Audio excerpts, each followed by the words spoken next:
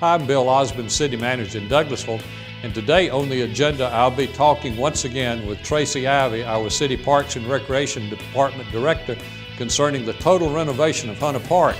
Today we'll focus on the new community center and what actually will take place with our park activities once reconstruction begins in Hunter Park. Hope you'll stay tuned for today's program.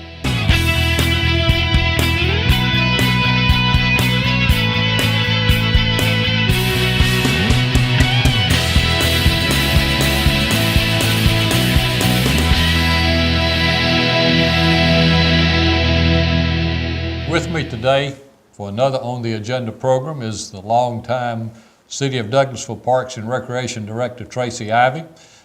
Tracy, welcome back to another episode of On the Agenda. Thank you, Bill. I'm delighted to be back with you. I appreciate the opportunity. I look forward to our discussions today. Well, what we want to do is kind of continue with what we talked about on the last On the Agenda program, which of course is the total renovation of Hunter Park. And before we move to the new aspects, that is what we didn't get to cover in our last program, for those of you who were not with us on our last program, but even if you were, just to remind you of some of the key things we talked about, is we're getting ready to start a complete renovation of Hunter Park, and we're trying to give you, our viewers on City TV, kind of a status report on where we are and looking ahead to what will happen. And let me just back up and give you a little bit of detail, and then Tracy will also give you a little detail from our last program. But many of you may remember that back in 2002, the Douglas County Board of Commissioners had called for a SPLOST referendum. That's a Special Purpose Local Option Sales Tax referendum, and it was for purposes for parks and recreation, roads, and fire services. And as the agenda for that referendum was put together, there were three basic projects for the City of Douglasville in Parks and Recreation.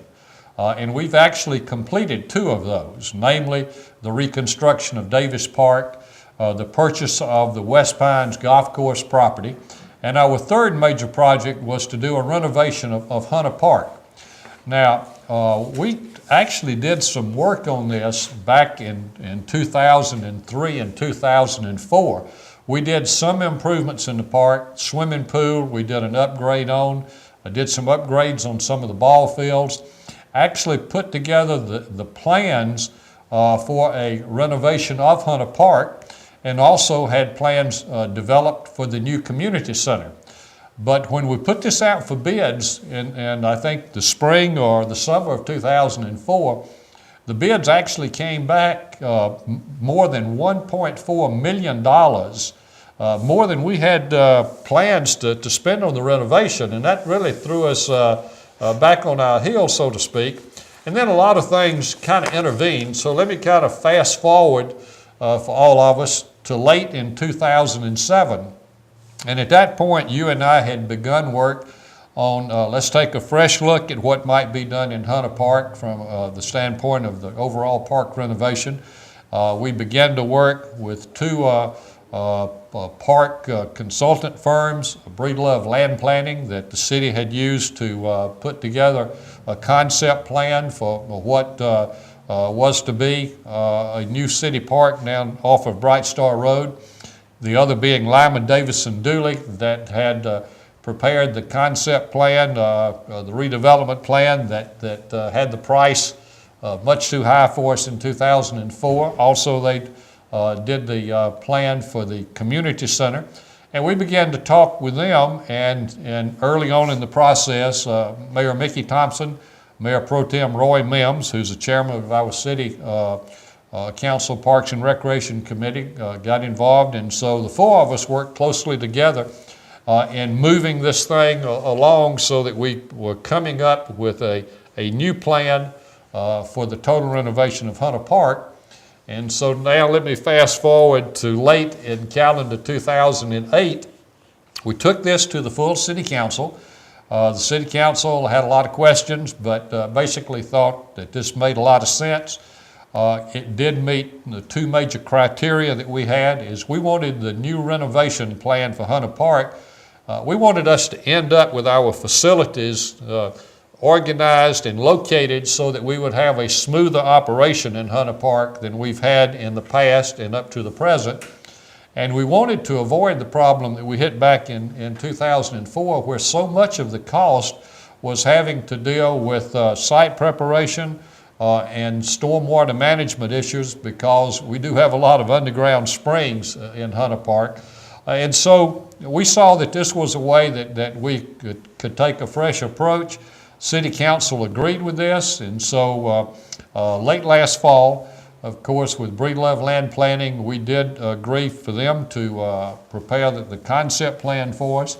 And then later we came back and said, okay, we're ready for you to prepare detailed design plans, engineering plans to get all of this work done with ball fields and everything. So, Tracy, I know that as we've worked with Breedlove on this, and as we've looked at what they've come up with on the concept plan, that you shared this with our viewers in our last On the Agenda program, but just quickly run through what we're talking about doing in the park under this new plan.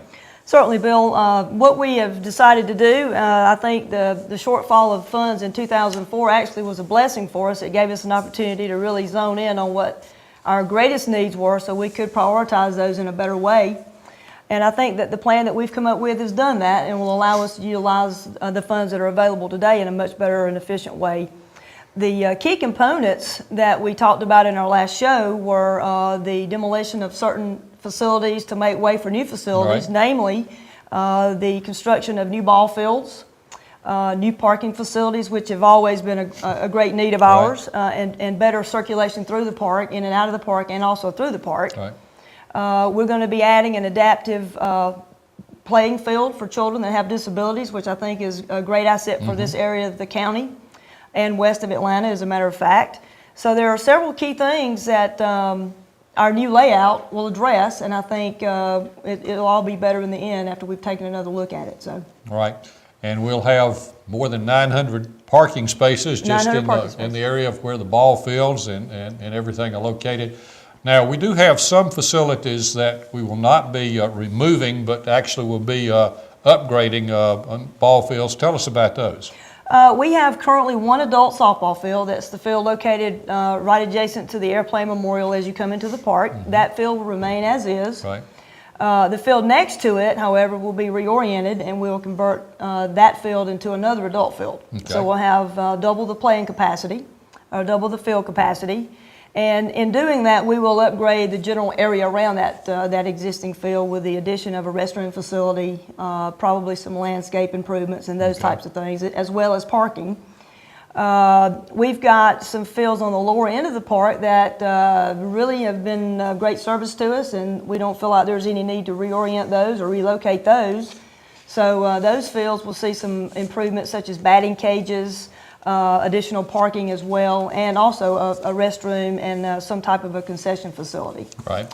The familiar Webb Field, which is Right. Douglas County High School Tiger Cubs home baseball field, that field will remain as is with some improvements in the general area, as well as the adjacent Chandler Field, which a lot of folks are familiar with as well. So. Right.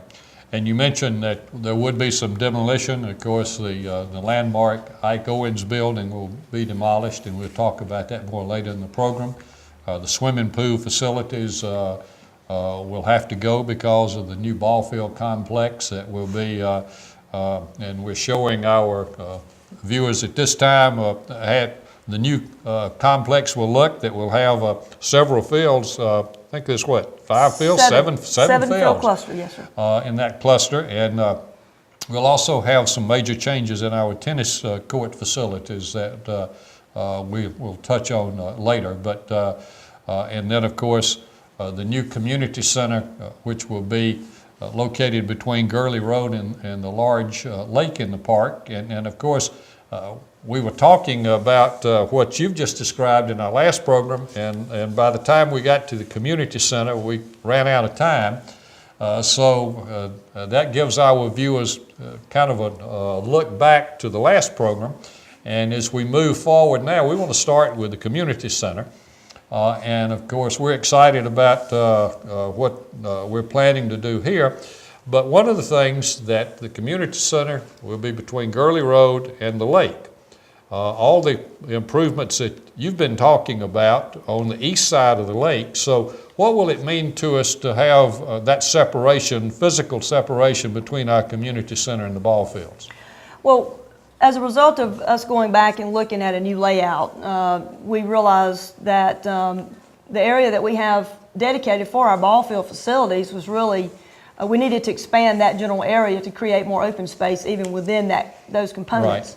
Right. What the construction of the rec center will do in the area that you've just described between the lake and Gurley Road, it will give us more open space in and around the park so that everything is not right there together, one program facility on top of another. Right.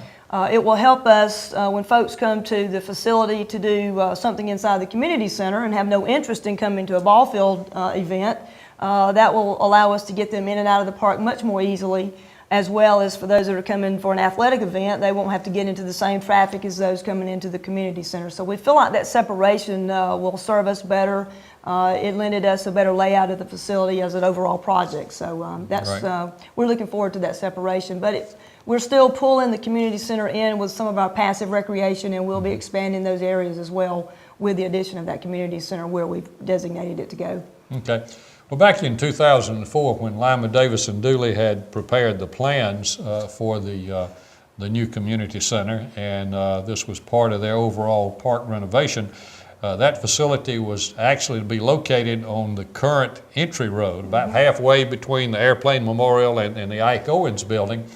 And as we looked at this new plan, which puts it between Gurley Road and the lake, when we moved it from one to the other, they had to kind of flip it so that, to make it fit appropriately on this new site. But I know that you've been looking at what will be taking place in this building, looking at all different aspects. So kind of give us a rundown on what we're talking about here. I know that we've had a few minor modifications that we've made on the interior plans from 2004.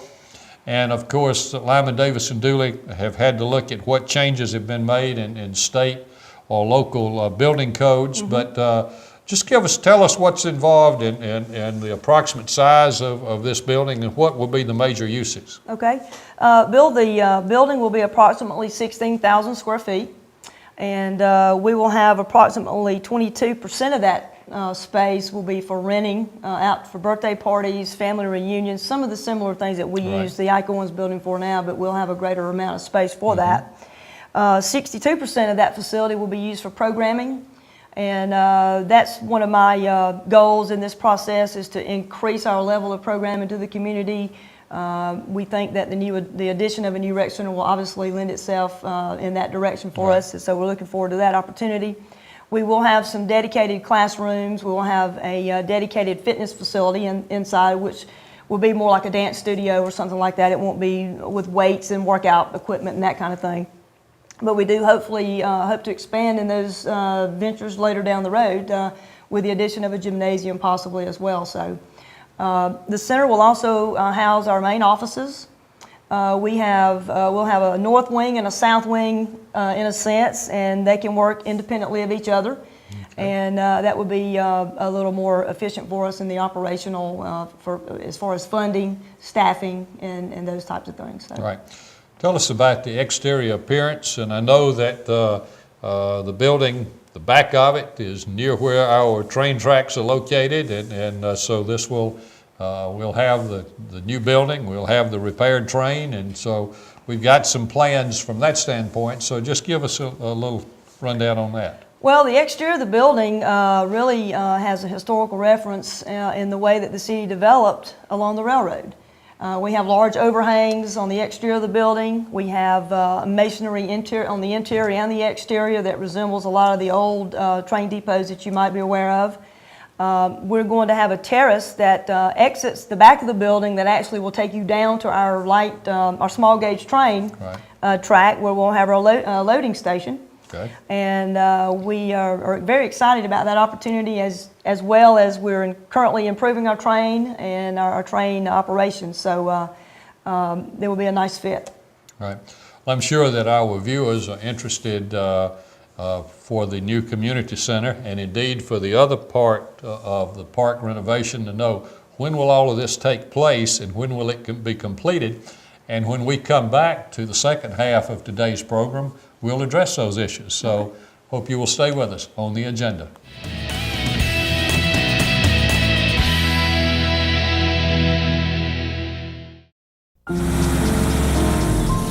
Excuse me, what time are you guys leaving? We're gonna rob your house tonight. Don't you wish there were warnings to protect you from life's risks? With diabetes, there is one. It's called A1C, and you should know about it.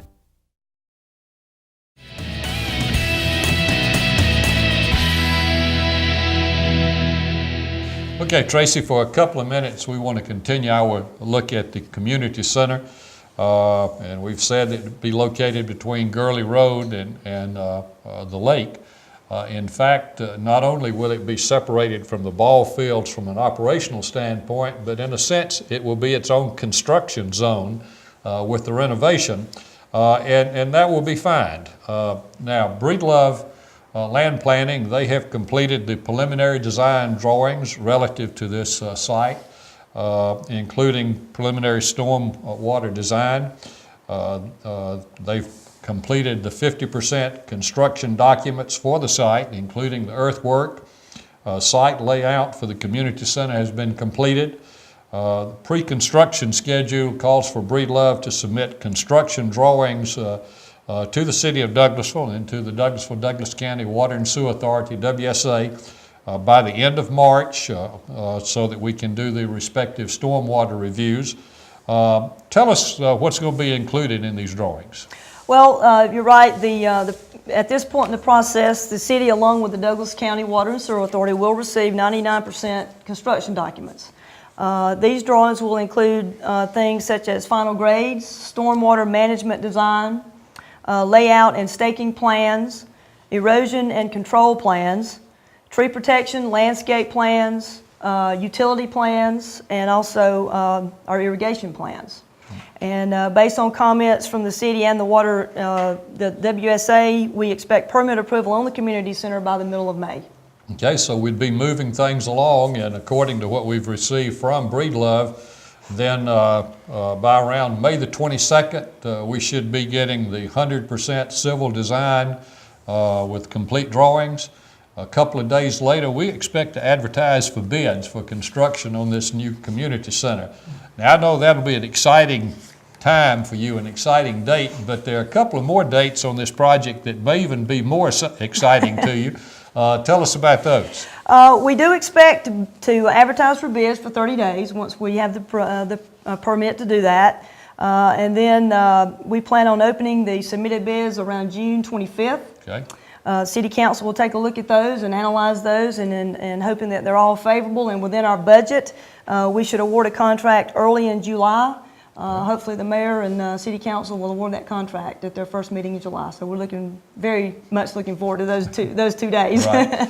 And you know, that site where the community center will be located really is not in any use at this time, other than somebody may want to walk up in that wooded part of Hunter Park. So the start of construction around the 1st of August of this year won't interfere with the summer activities that are going on in the park. But any ideas to when the building might be completed and ready for use if everything goes along as we hope it will? Yes, sir. If everything goes as planned, we're hoping that the building can be constructed in 14 months or less. Okay. So the outside date hopefully is fall of 2010, probably around the month of October of next year. So. Okay, great. So we'll look forward to that. Now let's go and look at the other part of Hunter Park with the work to be done. And we did have Breedlove to do some more survey work. Part of that was because of the relationship that the City of Douglasville has with the Boys Club, Girls Club, where we have a land lease for about 7 acres up in the northwestern part of the park with the Girls and Boys Club, and where they have their clubhouse and other facilities. Now, I know that Breedlove, in terms of all the other work in the park, that they have completed the preliminary design drawings, including a refined landscape, hardscape layout, preliminary design drawings. I know that we've got a meeting coming up in mid-March on the design development review, but then kind of take us through the rest of that schedule that we have received from Breedlove, leading up to the time that pre-construction activities will be completed. All right, Bill, around the middle of March, we will review everything to that point that will have been submitted by Breedlove Land Planning, dealing with the Hunter Park renovation plan. In early April, we will receive 50% construction documents that finalize the site layout, as you mentioned, including balancing the site. Right. And what this means is determining how much cut and fill will be necessary, how much earthwork, in essence, will be Right. necessary to complete the entire project. Right. Next, in late May of this year, we'll receive 99% construction documents that will include final grades, stormwater management, erosion and erosion control plans. It will also include our landscape plans, our tree save plan, irrigation and utility plans, similar to what we went through with the community center. Right. All this information obviously has to go before the city as well as the Water and Sewer Authority, and then upon their approval, we will bid the project, hopefully the end of July. Okay. And so we bid the project end of July. Bids we would expect to be opened around the end of August. And in fact, if everything clicks, we expect the city council to actually vote on who's to be awarded the bids, and that would take place on September the 8th. Now, that's kind of a special day because Monday, September the 7th, is Labor Day. So what does this timing mean insofar as park operations? Well, for me, it means two things. It means that we're at the end of yet another long summer. Those summers tend to take it out of us out there at the Right. park. As you know, we have a lot of participation in the warmer months, and so it closes down another big season for us, and it gives us the opportunity to begin our construction process. So we're looking forward to that day, indeed. Right. After the summer season has been completed, then we'll move into the construction time, and we'll talk in just a minute about what happens with your park activities during the construction time in Hunter Park. But let me, as I did in our previous program, just give a quick financial report, namely that the 2002 SPLOSH program included about $5.5 million for the renovation of Hunter Park. And as I mentioned earlier, we spent about $626,000 of that. And that left us a little over $4.8 million of the original amount. But we have been able to add interest income. We've been able to add money that we didn't need, that was left over, in a sense, from the West Pines project, and a tiny bit of money from the Davis Park project. And then actually we had more SPLOSH income than we had anticipated. And so as we look at the renovation of Hunter Park, we're looking at having $7.1 million to spend on this. And so we're just looking to get the best bang for our buck, so to speak, with the park. Now, once we reach this fall, though, Hunter Park will be a very different place. A large part of the park basically will be a construction zone. One of the early activities will be the demolition of the Ike Owens building. I know that'll be a bittersweet time for you, because while you'll be looking forward to the new community center, I'm sure you've got a lot of memories in the Ike Owens building. So tell us a little bit about that. Well, you know, Bill, based on the information that I've been able to gather over the years, the Ike Owens building was initiated back in the late 1950s and named for Ike Owens, who was instrumental, I believe, in beginning the first Park and Recreation Commission in the city park system. Actually, it was the county-wide park system at the time. And now that the city and the county separated, we have Hunter Park, which is the city's largest park. Right. And, you know, I've met a lot of people in that facility, and it has definitely served its purpose very, very well. And in a sense, I do hate to see it go, but in another sense, we're ready to move forward as a community. as a staff and provide the best that we can provide for our community. So it will be a bittersweet moment. I hope I'm able to be there when we do start the demolition of that facility, but I'm sure a tear or two will be shed. I will have to say that. So. Right. Well, a few weeks ago, I told you that we needed to plan for how you would house your staff that currently are located in the Ike Owens building, and we looked at everything from maybe renting space in the downtown area, looking at some space elsewhere in the city, even looked at the possibility of a modular building in Hunter Park. But what seemed to make the most sense financially and operationally was to have your staff move over to the Hawthorne Center in Davis Park, and so that's what we're planning to do. And I know I had planned for you to respond to where you stand in that, but I'm going to let you delay that response because we'll be talking more about this on City TV over the next few months, because we will want people to know exactly what we're planning to do with our parks and recreation activities while we're going through what I call, to use a popular phrase, extreme makeover of the park. And but let's talk about what will happen while Hunter Park is in this renovation. And let's talk about our athletic activities because there will be changes, obviously, that will have to be made. I know that Breedlove Land Planning has talked with us about what we need to look at on the reconstruction of our fields, and then what needs to take place after reconstruction is completed before we actually let people play on those fields. So kind of address that for us, if you would. Well, what our expectation is right now is that we feel like we will have to scale back our numbers in the fall, in particular, fall season in particular, and maybe even into the spring of 2010, obviously, because we will just have finished construction. That is if we get those fields built in a very timely manner late this year. Right. What has been recommended to us is that we stay off of those fields, those newly constructed fields, for one growing season. Right. So what that will prevent us from having to do is coming back in a year or 2 years or even 3 years after a huge SPLOST program. You don't want to have to come back with city funds. It will be city funds at that point. Right. To redo your facilities because you rushed the opening days on those facilities. So we hope to be on those fields late 2010, but I expect it won't be until the spring of 2011. We will have to scale back on our numbers, as I said, but we do have some facilities that will remain untouched for the most part, and we'll try to make do with what we can. We'll have to revise our schedules, cut the number of games down, limit the number of practices and that kind of thing, but scaling our numbers down will allow us to do that and keep some things going in the park. Right.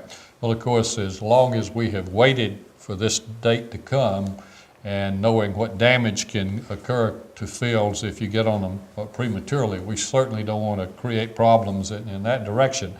Now, let's talk about our non-athletic activities because Ike Owens building will be gone, community center will not be open, so talk to us about what we're looking at during the construction time concerning those type of activities. We do see a lot of rental events in our Ike Owens facility and our picnic pavilions as well. And we know that we'll have to put a drop dead date on when we can take those reservations, and we've already started looking at that. Right. Tying that in with the schedules that we've been given by Breedlove Land Planning as well as Lyman Davis and Dooley in reference to the rec center construction. Right. So we look to try to shift some of those requests over to other city facilities, namely the Downtown Conference Center, if that might be a possibility. Also the Hawthorne Center at Jesse Davis Park, where most of us will be housed from a staffing standpoint. So we know that we'll have to cut some of that back on a short-term basis, but it will be all worth it well worth it in the end. So we're looking forward to making those changes as well as part of this process. Well, this concludes our program today. A lot of changes coming on the horizon in our Parks and Recreation Department. Any closing thoughts? I just look forward to our next show, and hopefully we'll have some more information for the community, and certainly looking forward to it. Thanks Well- for allowing me to be here today. Delighted to have you here today. We'll have you again because we will want to keep our viewers up to date as to what's about to happen in Hunter Park. And we appreciate you joining us today on The Agenda.